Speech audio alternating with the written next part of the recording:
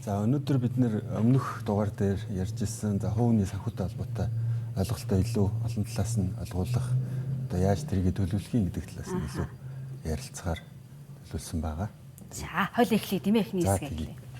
За тэгэхээр слайдн дээр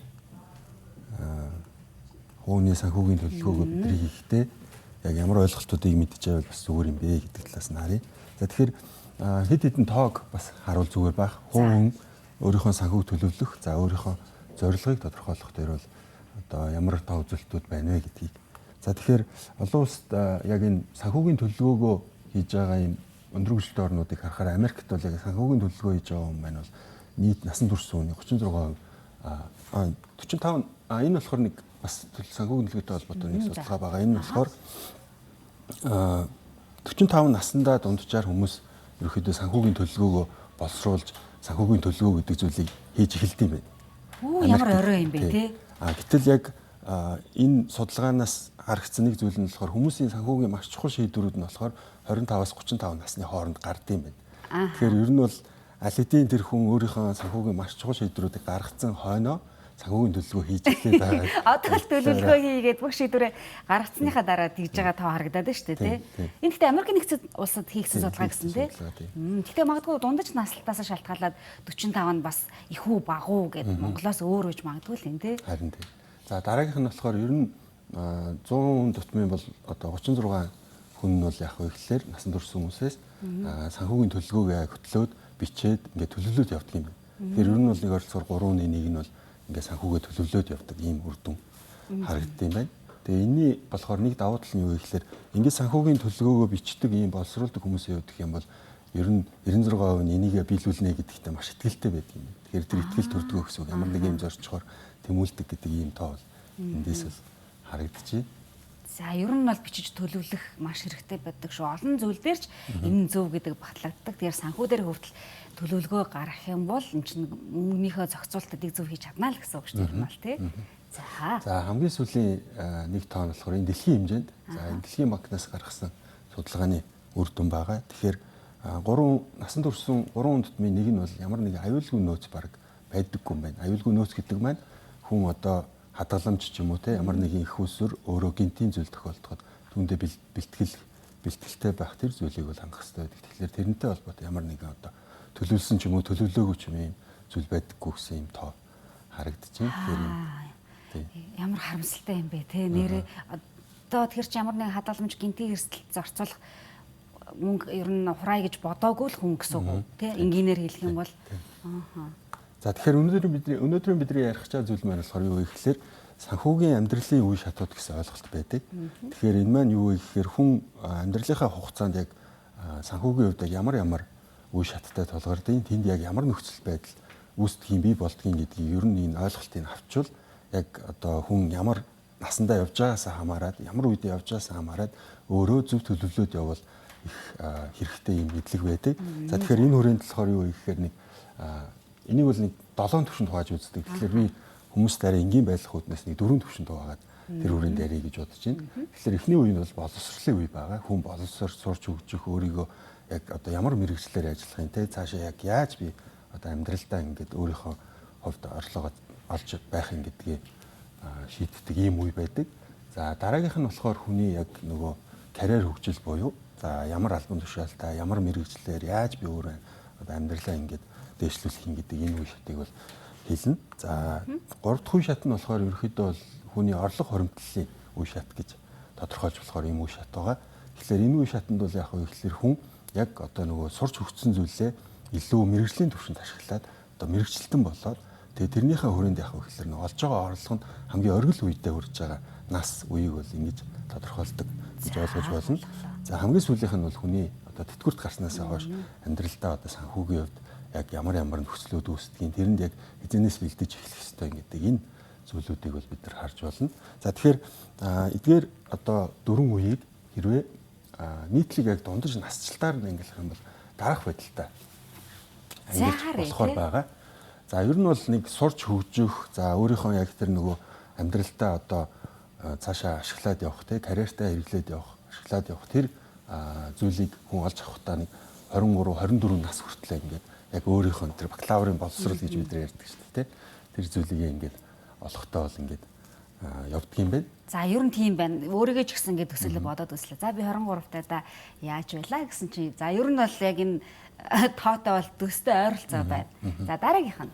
За тэгэхээр энэ үед бол бид нар яг нөгөө гол ярих чаа зүйл маань юун дээр төвлөрөх вэ гэхээр за энэ одоо үе шатуудад хүний яг тэр олж байгаа орлого тий гарч байгаа зардал за эргээд нөгөө ямар хэмжээний одоо өөр төлбөр тавьдгийг тий бид нар ямар өөр үүсгэж болдгийг за эргээд нөгөө тэтгэвртэй хэрвээ бодож эхэлдэг бол дунджаар одоо хүмүүсийг хизэнээс тэтгэвртэй бодож эхэлдэг тий яг ингээд тэтгэврийн нас гэдэг маань ялангуяа энэ одоо санхүүгийн боловсрол хөгжсөн ч юм уу тий санхүүгийн боловсрол мэдлийг авч байгаа хүмүүс хизэнээс яг төлөвлөж эхлэх юм бэ гэдгийг харъя гэж бодлоо. За тэгэхээр 23 нас хүртэл бол энэ нөгөө боловсрол олж байгаа үед бол хүн хамгийн их мэдээж төлөвлөх юм нь яг өөртөө тохирсон яг ямар мэргэжлэр яаж цаашаа амьдрах гэж байна те эн чинь амьдралын дийлэх хэсэг нь бол бидний ажил дээр өнгөрүүлдэг шүү дээ. Тэгэхээр тэрийг яг төлөвлөөд тэрнийхээ төлөө одоо боловсрол олоход зарцуулдаг байна.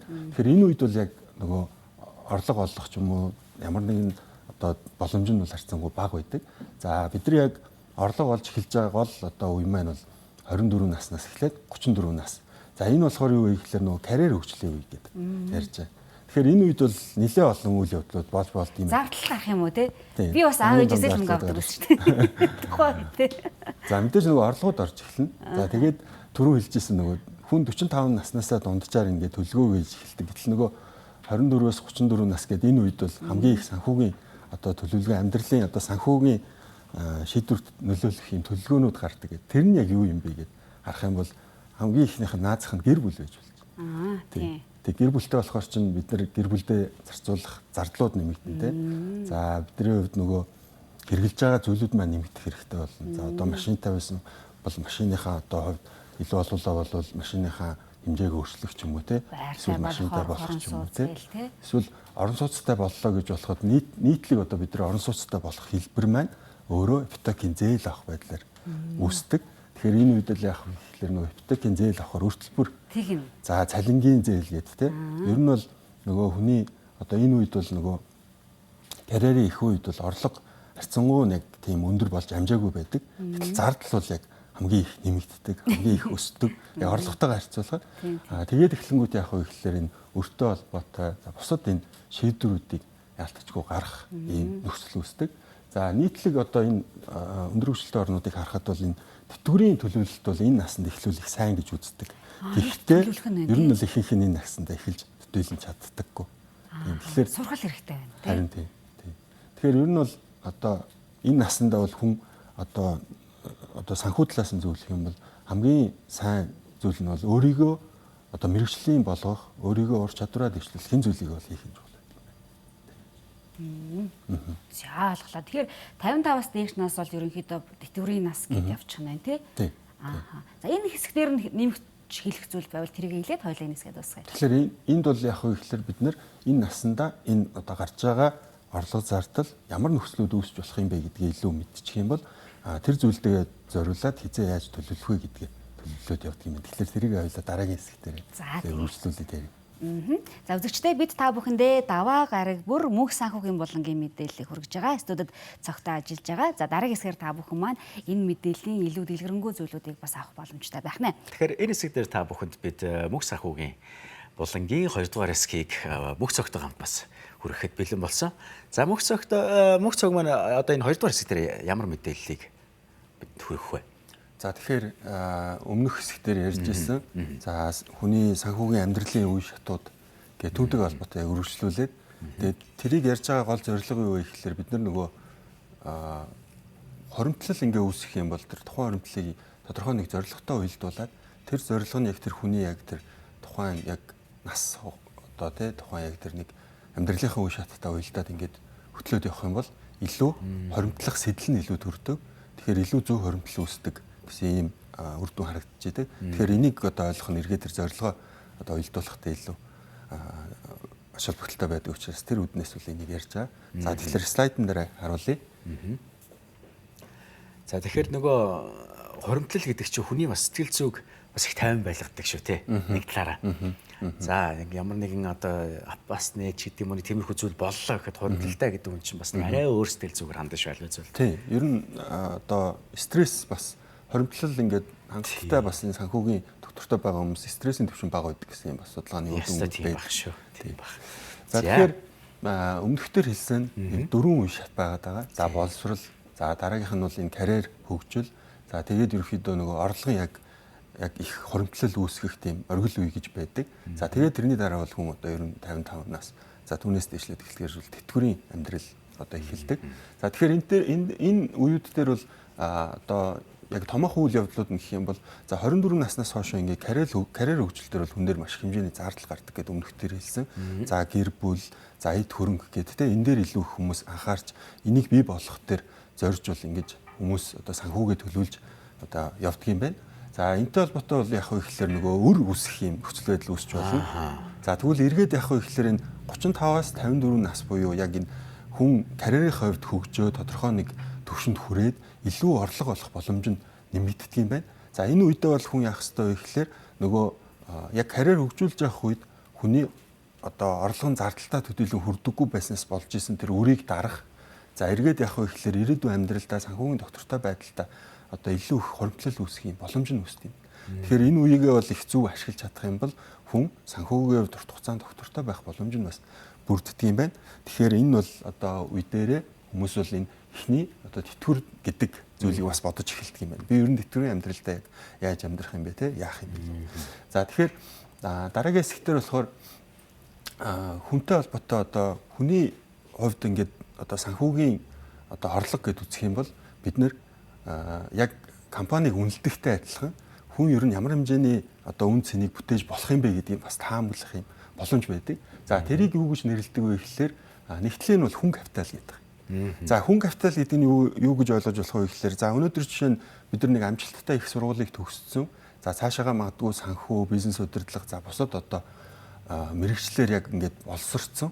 Тэгээд өөрийгөө ингээд хөгжүүлээд явж байгаа тэр нэг юм залууг авч үзэх юм бол тэр залуугийн хувьд яах вэ гэхээр өнөөдөр магадгүй одоо өөрийнхөө талбартаа орж ажиллаад за магадгүй өнөөдөр нэг 3 сая 500 төгрөгийн цалинтай ингээд эхлээд тэр нь ингээд цаашаага ингээд өсөөд явлаа гэж төсөөл. Тэгэх юм бол бид нар ингээд тэрийг ингээд төсөөлөх юм бол тэр хүний амьдрал одоо орж ирж болох орлогод байгаа шүү дээ. Тэрийг өнөөдөр ямар үнцэнтэй байж болох вэ гэдгийг тэр хүний ерөнхий нэг ийм одоо ур чадвар те өөрийгөө хөгжүүлэх гэж байгаа байдал тэндээс нь ерөөхдөө бас яг вэ гэхээр таамаглаж болт юм. Тэгэхээр тэр юу вэ гэхээр тэрийг юу гэж ойлгож болох вэ гэхээр хэрвээ би өнөөдөр өөрийнхөө гол хөрөнгө гэж харах чаа зүйл байх юм бол миний тэр ирээдүйд олох орлого. За мэдээж тэрний төлөө бид нэр 23 наснда сураад дуусчихгүй шүү дээ те. Өөрийгөө хөгжүүлнэ одоо магадгүй магистр сурах ч юм уу те. Эсвэл мэрэгчлээ дэвшлүүлэх ч юм уу ингээд явна. Тэгэхээр тэр болгоо яах вэ гэхээр тэр хүний тэр хүн капитал гэдэг зүйлийг нь өсгөж идэв. Ирээдүйд орж ирэх орлого гэсэн үг. Тэгэхээр ер нь бол ингээд нөгөө хүмүүс ингээд орлого нь өсөөд болоод ахлаар за ер нь ирээдүйд болчих юм байна гэдэг юм бодол магадгүй төрж болно. Гэтэл нөгөө талдаа яах вэ гэхээр энэ хүн капитал гэдэг маань яг хүнийг залуу байхад хамгийн өндөр байдаг гэж үздэг. Яг тэгэхээр ирээдүйн орлогууд чи бүгдөө яг орж ирээд ингээд хоригдчихаг байгаа тийм. Чи үрээ дуусчихаг байгаа. Гэтэл энэ нөгөө тэтгэвртэй гарах төхөө 55 нас төхөөд эхлэхээр энэ хүн капитал гэдэг зүйл маань ерөөхдөө буурдаг, багасдаг. Бидний нөгөө орлого олох чадамж буурдаг. Тэгэхээр ер нь бол яг вэ гэхээр зөв санхүүгийн төлөвлөлттэй хүн бол яг вэ гэхээр амьдралынхаа хугацаанд энэ хүн капитал гэдэг зүйлээ бит капитал болох ёстой гэж үзээд байгаа. Шилжүүлнэ тийм байна. Хэрвээ би бит капитал болгож чадаагүй зүгээр л яг амьдралынхаа туршид илүү их олсон. Тэгээ илүү их зараалах юм бол нөгөө миний энэ боломж өөрөө цаашаа буурж байгаа шүү гэдгээ ерөөсөө тооохгүйгээр ингээд амьдрах юм бол ерөөхдөө бол хүндрэлд орох санхүүгийн юм одоо асуудал үүсэхдээ энэ зүйл нь нэмэгддэг юм. Тэгэхээр ер нь бол энийг нэг ойлгох юм бол би ирээдүйд илүү их орлого олж байгаа ч гэсэн би энийг яаж одоо өөртөө те санхүүгийн хөрөнгө болох юм, яаж бие хөрөнгө болох юм гэдгээ бас бодож байгаа их зүгээр байдаг гэж ойлгож байна. Энэ ёстой хэрэгтэй юу вэ шүү. Огт ерөөсөө энэ талаар бодож байгаагүй юм байна. Одоо нэг залуу байгаа учраас яг тэр өнцгөрөөл одоо эхний ярьсан өнцгөрөөл би бодоо гэсэн чи яг сая энэ одоо схем гэж ярих бах те ярьсан чинь нэрэ би чинь одоо ирээдүйд мэдээж чи цаг хугацааны эрхэнд төгшөрнө. Миний хүн капитал нэрэ одоо үнцэн гэдэг зүйл буурж эхэлнэ. Би одоо чадамж маань буурж эхэлнэ. Тэгэхээр би эргээд бит капитал гэдэг зүйл рүү анхаарах хэрэгтэй мөрөгдөг. Саяны жижигхэн нэг 5 өгүүлбэрээр би яг бодож эхэллээ шүү нэрэ. За тэгэхээр хүмүүс бол яг гэхээр хүний санхүү дээр бол нөгөө зорилгоо тодорхойлоод тэг ямар зорилго байдаг юм бэ? Ямар насанд ямар зорилгоод үүсвэл зүгээр байд юм бэ гэж мэдчихвэл бас их зүгээр. За тэгэхээр ер нь бол яг гэхээр хүн дээр нэг юм төлөвлөлтгүүд хоёр төрлийн зорилго байдаг. Тэгэхээр энэ дээр хоёлаа яг гэхээр юу гэж харж болох вэ гэхээр за жишээ нь төлөвлөдөг зорилгоодыг аваад үзэх юм бол гэр бүлийн амьдралтай холбоотой, эд хөрөнгө бий болгохтой холбоотой, за тодорхой үйл явдлууд те одоо хурим, за найрч гэдэг юм уу те иймэрхүү зүйлүүд байж болж. За нөгөө талдаа бол яг гэхээр бид нэр ирээдүйн амьдрал дээр бас илүү хол хугацаанд харах юм бол биднэрт яг гэхээр тэтгэвэр өв залхамжлал гэдэг асуудал. За миний хувьд бол ер нь нэг зүйл маш их өөрчлөгдсөн. Тэрний юу гэхээр санхүүгийн мэдлэг дэвшлээд илүү ингээд зөв амьдрах хэрэгтэй юм байна. Санхүүгийн үед нэм доктортой байх хэрэгтэй юм байна гэдэг ойлголт ихснээс хойш. За тэгээд өөрөө хүүхдтэй болсноос хойш ер нь өв залхамжлал гэдэг би яг хүүдээ яг ямар өвүүлдэх юм те. Миний хүү яг санхүүгийн үед баталгаатай байж чадах юм уу?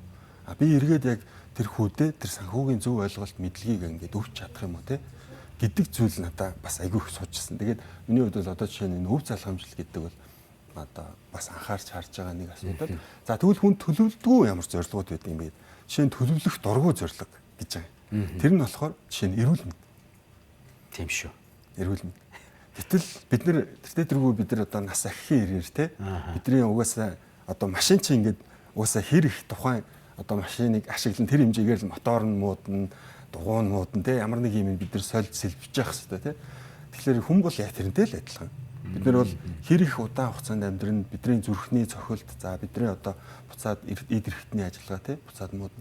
Тэгэхээр ер нь бол яг гэхээр яг энэ санхүүгийн төлөвлөж байгаа хүмүүс дээр бас эрүүл мэндийн асуудлыг бас төлөвлөлт юм. Тэгэхээр ер нь бол одоо магадгүй 35-аас дээш насны дээр бол одоо хүний эрүүл мэндэд тодорхой өөрчлөлтүүд гарна. Тэрнтэй холбоотой хүн төлөвлөөд тэрийг бол яг гэхээр санхүүгийн бид үл эрүүл мэндийн асуудлаа яаж шийдэх юм гэдгээ бас бодож байвал зүгээр байдаг юм. Тэгэхээр ер нь бол энэ нөгөө төлөвлөгөөт болон төлөвлөгөө бий болгоод энэ зорилтууд эргээд үүсгэснээрээ хүн эргээд явах хэлээр тэр хоримтлал гэдэг зүйлээ яг аль насанд юуг төлөвлөөд юунд зориулах юм бэ гэдэг ороод эхлэхээр илүү одоо зорилготой хоримтлал маань биелэх магадлал нэмэгддэг гэж үздэг юм. Нэрэл ер нь одоо ингэ залуу болохоор яг ер нь дутуу боддөг юм байна. Тэгээ ингэ мэдээлэл авангууд нэрээ юу гэлээ гэж бас бодогддог юм байна шүү. Ер нь бодож байгаа зүйлүүд их байна шүү энэ. За дараагийн мэдээлэл нь болохоор за дараагийн мэдээллээр бол бид нар яг ихлээр за өнөөдөр бид нар ямар насандаа байгаагаас хамаарат одоо жишээ нь би залуу хүн байх юм бол за би нэг байшинтай болчих гэдэг юм уу те энэ зүйл байлаа гэж бодоход бид нар ядчил байшингаа ипотекийн зээлээр авахын тулд нэг урьдчилгаа төлбөр хэрэг болно шүү дээ те тэрний төлөө тэгвэл би яг ямар хугацаанд яаж төлөвлүүл гэдэг дээр нэг юм тооцоолол хийх тэгээ ингээд зорилгодоо хүрэхэд яг ямар арга зам төлхөө ашигладаг те энэ одоо хүмүүс гэдэг талаас нь бол хоёулаа дараагийн хэсгээр бол илүү тооцооллын зүйлүүдийг харуул. За тий. За студид цагаан ажиллаж байгаа 3 дахь хэсгийн мэдээлэлээр ямар мэдээлэл аваалаа?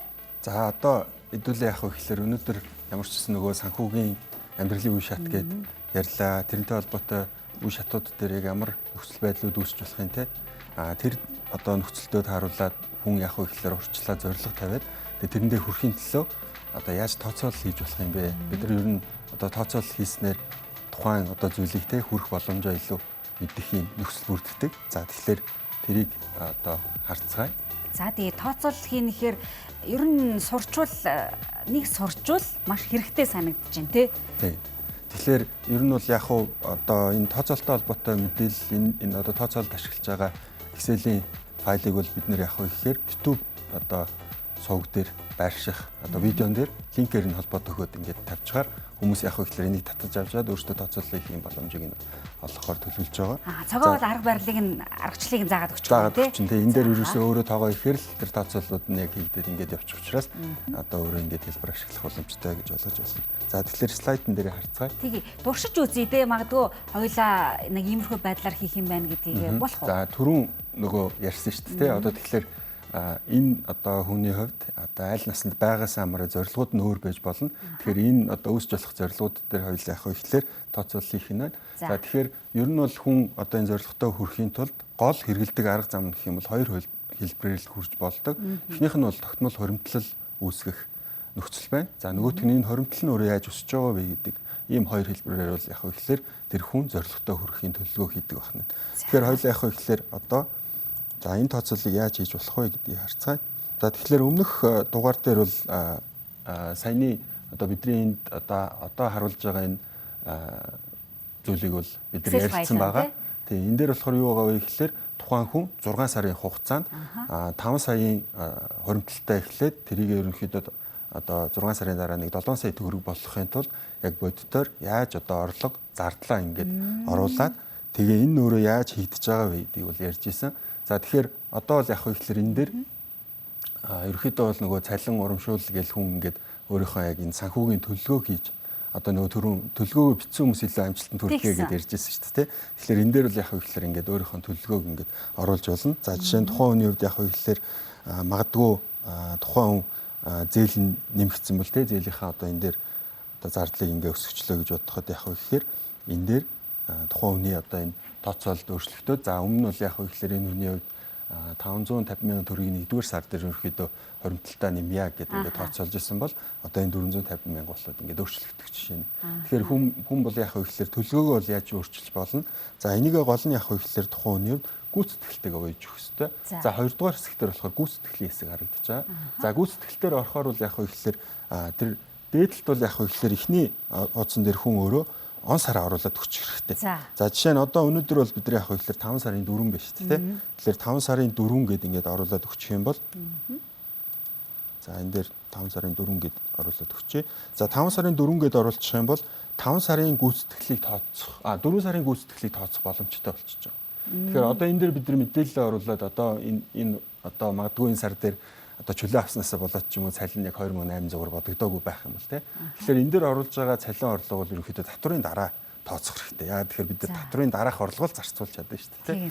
Тэгэхээр тэр утгаараа бол энэ дээр яг тэр тооцоолууд оруулах хэрэгтэй. Жишээ нь хоёулаа энэ дээр яг ихлээр за магадгүй ингээд 2 сая 700-гийн цалин аваад за тэгээд энэ дээр 27 сая болчихлоо. Ерөөсөө 27 сая төгрөг гинтийн орлого олцсон ч юм бэл. За тэгэхээр 2 сая 700-гийн цалин оруулаад за тэгээд магадгүй нөгөө бус орлого нэг сая төгрөг байсан ингээд гүйцэтгэл нь юм байсан ингээд төсөөлч. За нийт одоо зардал нь бол яг ихлээр за энэ дээр нийлээд ерөөхдөө зардал нь тухайн хүний хувьд нэг за нэг энэ хэсэгт байгаа дүнгууд яг дараагийн хэсэгтэр гарсан гэдээ хоёлаа залхуураа туулч.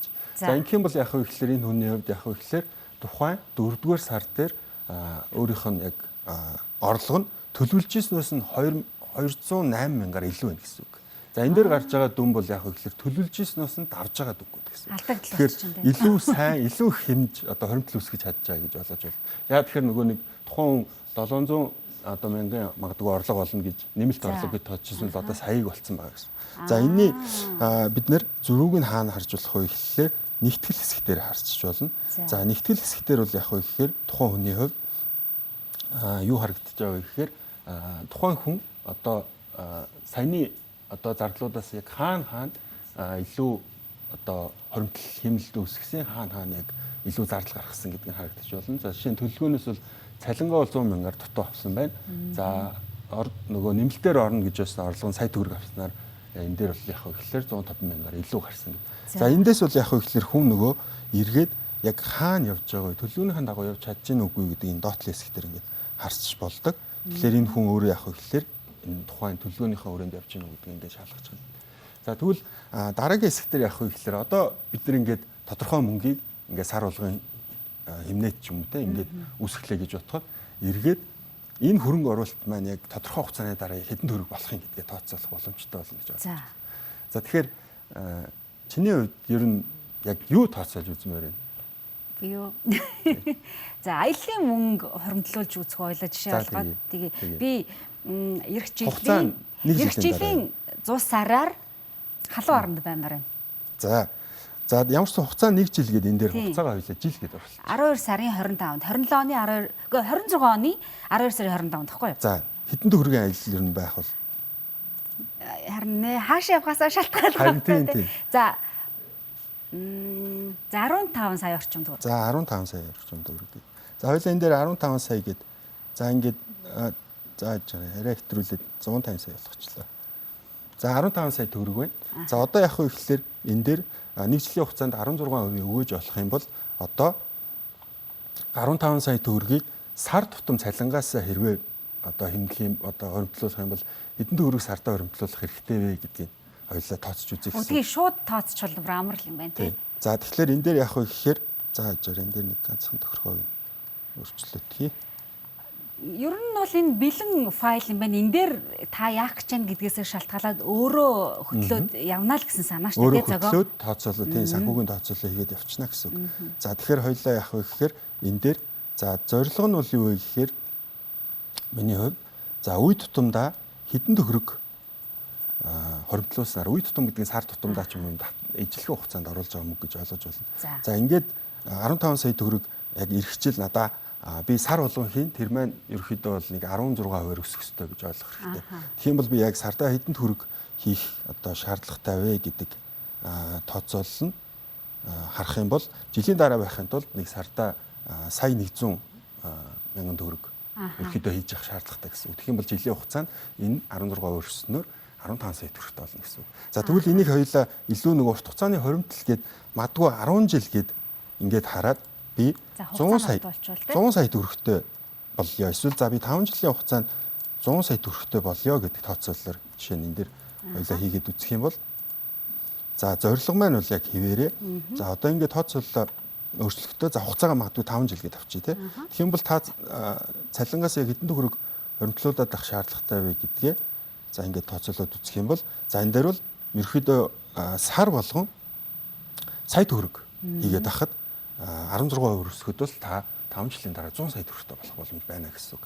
Тэгэхээр ер нь бол энэ тооцооллыг бид нар хийснээрээ эргээд одоо дараагийн хэсгээр бол байгаа хэсгээр харахад хүн өөрөө за би 20 сая төгрөг хийгээд за энэ файл дээр бол ингээд мэдээлэл шууд оруулж байгаа гэсэн үг. За би нэг 16% өсөлттэй 10 жил болох юм бол 88 сая төгрөгтэй болох юм. За эсвэл би сар болгон 250 мянган төгрөг хийгээд авах юм бол цогоо тэгэхээр ингэж болох одоо энэ бэлэн ингээд тоонууд гараад ирчихэж байгаа учраас цалингаас ч юм орж байгаа орлогоос шууд татуулах. Тэгвэл нөө үрчих магадaltaй шүү дээ тий. Тэгээд илүү тэгээд холбочвол амар л юм байна. Тийм боломжууд бол зах зээл дээр бол байдаг. Харин тийм шүү дээ. Тэгэхээр энэ дээр одоо жишээ нь ингээ харах юм бол би зөвхөн 20 сая энийг удаа хийх биш те 250-ыг давхар ингээ сар болгон хийгээд авах юм бол хоримтлагдсан буюу энэ хоёрын нийлбэр нь өөрөө 160 сая төгрөг 10 жилийн дараа болох боломжтой байх жишээ нь. Амар юм а. Ер нь ингээд энэ бэлэн зүйлүүдийг ашиглаад хэрэгжүүлээд амьдралтаа сурчхал юм бол гоё үр дүнгуудыг нь үзэх боломжтой юм байна гэж ойлгож авлаа. За өнөөдрийнхний мэдээллүүд ингээд дуусч байна. Нэвтрүүлгийн төгсгөлд уулзъя. За баярлалаа. За үзэгчдээ би та бүхэндээ мөнх санхүүгийн болонгийн 3 дахь хэсгийг хүргэлээ.